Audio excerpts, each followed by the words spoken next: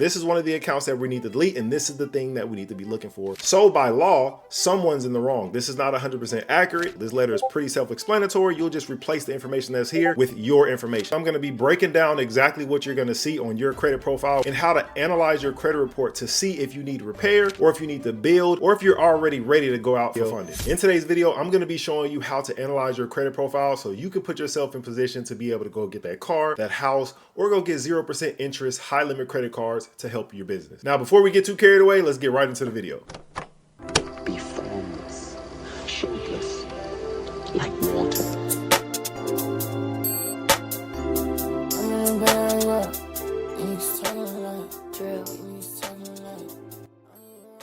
What's going on, fam? It's your boy Marks in the building, and I'm back with another video. In today's video, I'm going to be showing you how to analyze your credit profile so you can put yourself in position to be able to go get that car, that house, or go get 0% interest, high limit credit cards to help your business. Now, before we get too carried away, let's get right into the video. All right, so first things first, when it comes to analyzing your credit, you need to make sure you have the correct credit monitoring software. Now, a lot of people like to use Credit Karma because Credit Karma is free. It usually comes directly on your phone. You can download it from any app store. But I don't like using Credit Karma because it's only going to show you 2 of the 3 credit agencies that we need to see. So for that reason, I like to use Identity IQ. Now, I do have a link in the description below that gives you access to try Identity IQ for just $1. Then after that, it goes up to just $26.86 per month. Now, this is important to have because if you are analyzing your credit to be able to repair it and to grow your business, you need to look at your credit profile every single month, and Identity IQ allows you to do that. So when you get to the website, what you want to do is you want to put in your first name, your last name, your email. Then it's going to ask you some personal information just to make sure that they know you are who you are. So you'll have to put in your social, your address, then you might have to verify some personal information to be able to tell that it's actually you. Once you sign up, this is what you'll see. Now, what I'm going to be doing is I'm going to be breaking down exactly what you're going to see on your credit profile when you get your Identity IQ and how to analyze your credit report to see if you need repair or if you need to build or if you're already ready to go out for funding. Identity IQ is going to give you access to all 3 of your credit agencies. It's going to give us access to TransUnion, Experian, and Equifax. So as we scroll down on the page, I'm going to tell you the first thing that you have to look for to analyze your credit profile. So the first thing that you're going to see is you're going to see a customer statement. Now, this doesn't always have something in it, but for me, for myself, it had something in it. What I ended up seeing in my customer statement is that I had an extended fraud alert. And what Identity IQ was able to do was to alert me to let me know that there was some type of fraud alert, some type of fishy activity going on my credit profile. So that's the first thing that you want to do is to make sure that you don't have anything in the customer statement. This could be anything. For myself, I had a fraud alert. So you want to make sure you go through here and this is the first thing that you look at. Now, the second thing that we're going to analyze and that we're going to look at is our personal information. Now, in order to be able to go out and get high limit, 0% interest credit cards, you need to make sure that your credit profile is structured the correct way. Inside your personal information, you're going to have 3 sections for your name. You're going to have right here where it says name. Under that, you're going to have also known as, and then you're going to have former for all the people that were married. The thing that the banks are looking at is to make sure that you are who you say you are. If you have a bunch of different names on TransUnion, Experian, and Equifax, it's going to make it that much harder for them to be able to analyze and see exactly who you are. So the second thing that we need to make sure is that our personal information is structured correctly. So we want to make sure we have one name that goes across on TransUnion, Experian, and Equifax. Now, of course, there are ways that we can get all this stuff cleaned up, and I'll tell you guys how to do that at the end of the video. But just for the video's sake, I'm just going to analyze just to make sure that you guys know what you're looking for when you're looking at your credit report. So we want to make sure there's only one name. On mine, I have 2 different names on TransUnion. On Experian, I have about 5, 6 different names spelled different ways. So this is where the fraud alert came from. Now on my Experian, there are multiple different names, multiple different last names, multiple different spellings. And then on Equifax, we have about the same thing. Now, the next thing that we're gonna look at is our addresses. The exact same thing goes for the addresses. You wanna make sure you have one address on all 3 agencies for TransUnion, Experian, and Equifax. As you see on mine, for TransUnion, we had an address that started with 85. We had another address that started with 34. And then we had a third address that started with 217. And then on Experian and Equifax, the same thing happened there as well. We had one with 85, one with 217, and then another one down here that started with 814. We want to make sure we only have one address on all 3 of the agencies. And last but not least, under our personal information is we want to look at employers. We don't want to have a bunch of different employers on our credit profile. We want to make sure we just have that one employer. Now, the next thing that we're going to look at is our actual credit score. Now, when you scroll down just a little bit below the personal information, you'll see your credit score. My credit score on TransUnion was 577, Experian it was 560, and Equifax 567. So my credit profile and my credit score was pretty low. After that, In order to analyze your profile, we're going to come down to the summary. Inside the summary is going to show us a few things. It's going to show us our total accounts, our open accounts, our closed accounts. We want to make sure we don't have any delinquencies, any derogatories, or any collections. It's going to show us our balances, our total balances on all three. And then below that, it's going to show us our payments. Then it's going to show our public records. And then it's going to show under that, it's going to show inquiries. So this is just a brief summary on everything that's on your credit profile. Now, if you have something that's inside the delinquency tab, the derogatory tab, or the collections tab, that's going to be the first thing that we want to tackle going through credit repair. We want to make sure we take all that stuff off. Now, as we go through this profile, let's go ahead and find an account that's negative so I can pinpoint and show you exactly what to look for. All right, so this is going to be the first account that we look at. So at the very top left, you're going to see the account name. So this is a WebBank Fingerhut account. When you look down at the bottom, you're going to see the account number. The account number is going to be first, and then you'll see the account type, which is revolving. You're going to see the bureau code all the way down, all right? So what we want to look at is the account status. The account status right now is in derogatory. Okay, this is a derogatory account. We don't want to have any derogatories to be able to really utilize our credit the right way. Now, under that, we have monthly payment, and then under that, we have date open. Now, I like to focus on date open because whenever we're going for credit repair, there's a law that I like to use, which is 15 USC 1681E section B, which basically says everything on your credit has to be 100% accurate. Now, basically what that means is in order for it to be 100% accurate, it has to be the same on TransUnion, Experian, and Equifax. Now, when you look at date open, you see on TransUnion, it says December 10th, 2018. On Experian, it says December 1st, 2018.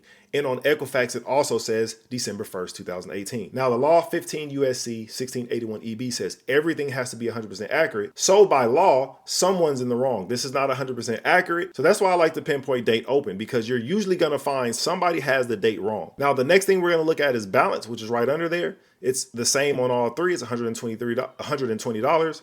And then under that, you have high credit. You have the credit limit, and then you have the past due amount. So under high credit, under TransUnion, we have 248. Experian has 0.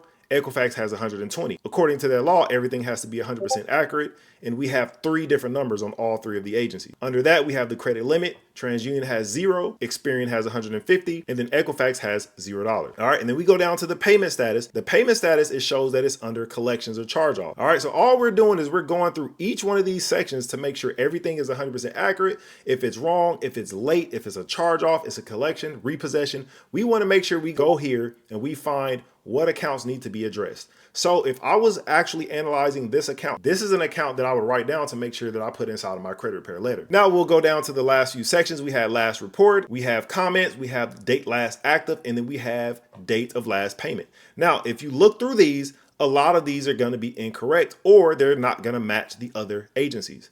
So using that law 15 USC 1681EB is my favorite simply because of this. Now, the next thing that you want to look at is your 2-year payment history. So you see in August 2021, TransUnion didn't report anything. Experian reported a collections or a charge off, and Equifax didn't report anything either. We'll go all the way back to the beginning of this 2-year mark, September 2019. TransUnion didn't report anything the entire time. For Experian, they reported something different than Equifax and TransUnion the entire time.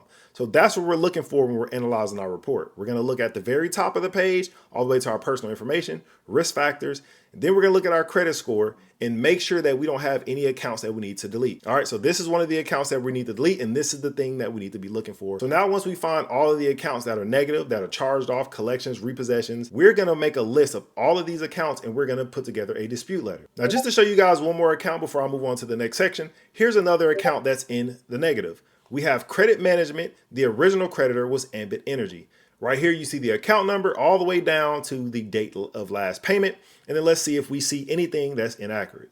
So I'll go to the date open first, and under date open, under TransUnion, we see December 31st, 2020. We see December 1st, and then we see December 1st for the other 2 agencies. This right here shows that it's not 100% accurate.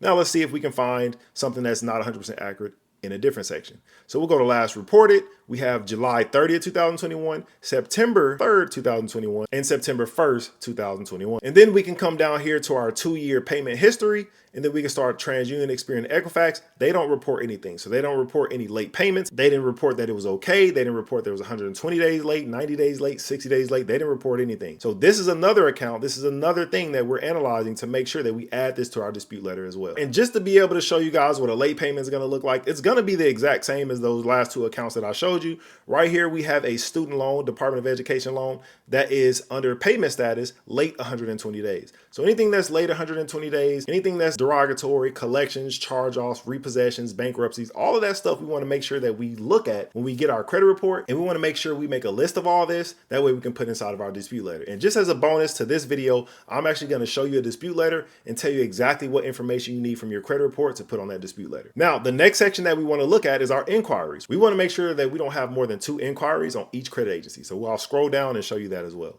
So right here under inquiries is going to be the last section that you see on your credit profile when you're using Identity IQ. Right here on the left side, you see the creditor's name. So right here under that is the creditor's name, the type of business it is, the date of the inquiry, and the credit bureau that it's under. So we have 3 on Experian and 3 on TransUnion. We don't have any inquiries on Equifax. Now, like I said, as a bonus, I'm going to show you guys a dispute letter and what information you need to take from your credit report to make a dispute letter. Okay, you guys, so this is actually a dispute letter that I like to use for my first round. It's called a 609 letter. And this letter is also available if you click the link in the description below and go to my free Discord community. You'll be able to get access to this exact letter and many more letter templates to be able to help you in your journey. So when you get this letter, at the very top, you have your name, your address, and then you will have your date of birth and the last 4 of your social. This letter is pretty self-explanatory. You'll just replace the information that's here with your information. Under that, you'll have the date, you'll have the agency's name, and then you can leave all of this information the same, because this is what we're telling the credit agencies. We're telling them the law of 609 and what they have to do for us to be able to get our credit repaired. Under that, we have our personal information. So if you had extra names on there, you had extra addresses,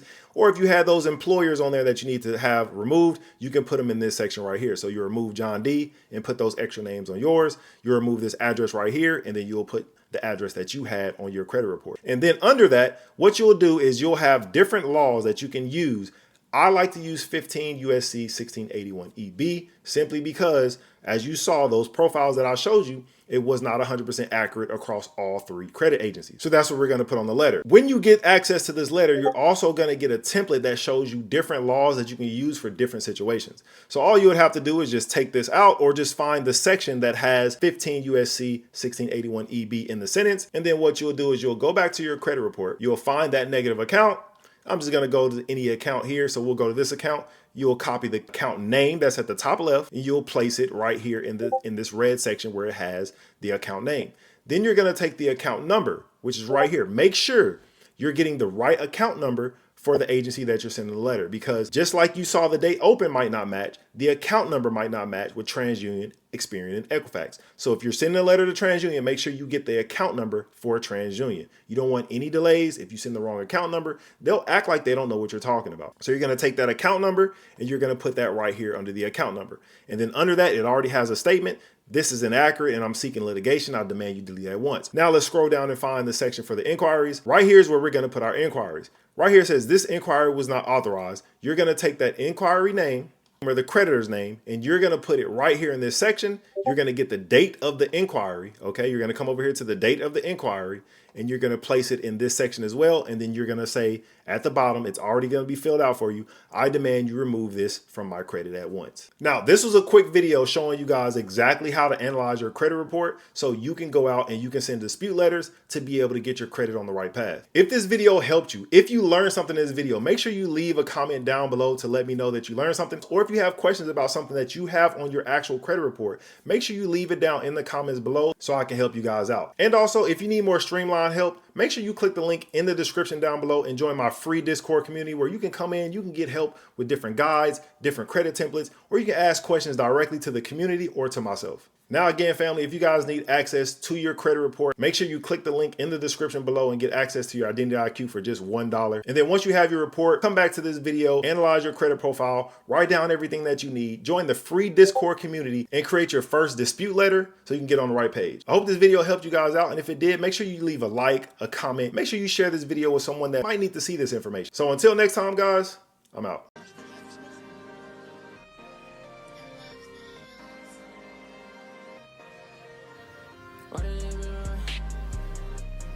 Yeah.